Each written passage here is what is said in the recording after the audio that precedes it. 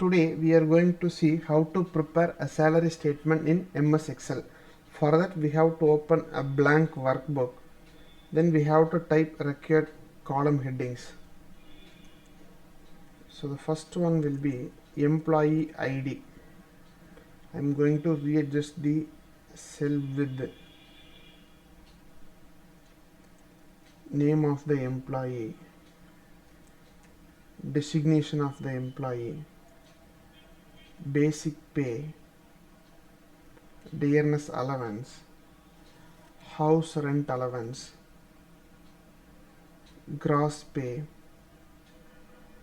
provident fund, employee state insurance, total deductions, number of days present.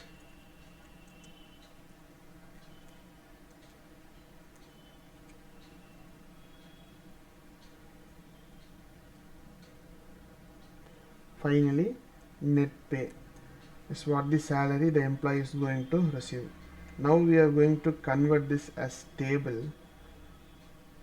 For that we have to click this format as table option. We can choose any design whatever we want. We have to click my table has headers icon because we have our column headings, we have headers, so we have to enable this my table has headers option. Then we have to click OK. So I have entered data here for 10 different employees. Now we are going to calculate the salary of these employees. DA is part of basic pay. For that we have used a formula like basic pay into 40 divided by 100, which means DA is 40% of basic pay. So likewise we have to calculate for house rental allowances also. House rent allowance also given from basic pay. So basic pay into 3 by 100,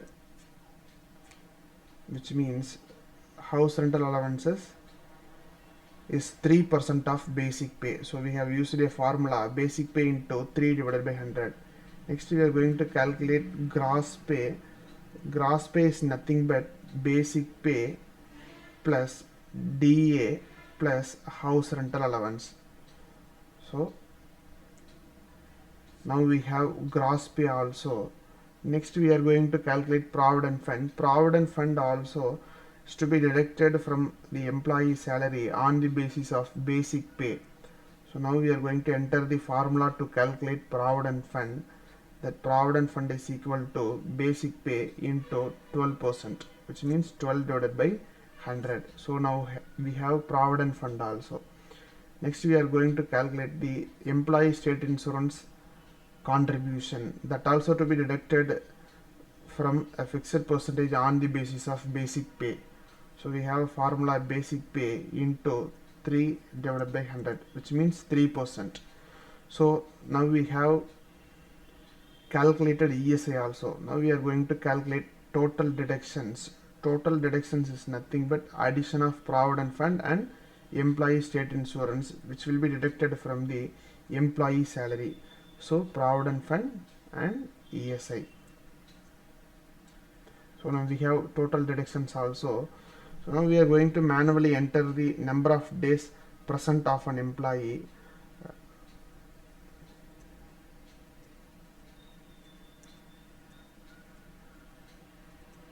So maximum number of working days in the month of an employee will be 26 days.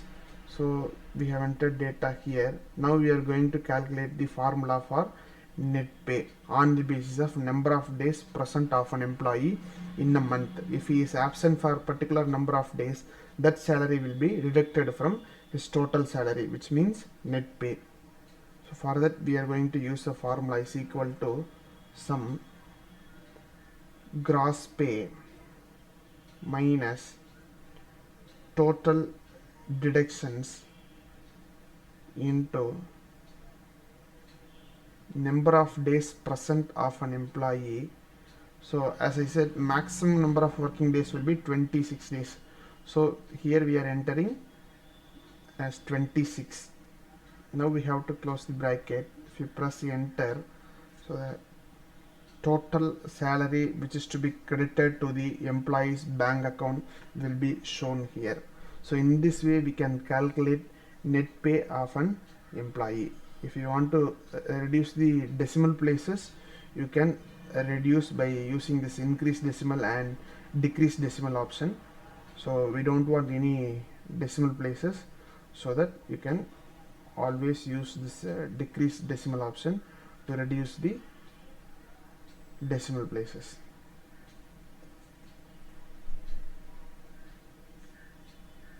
Thank you.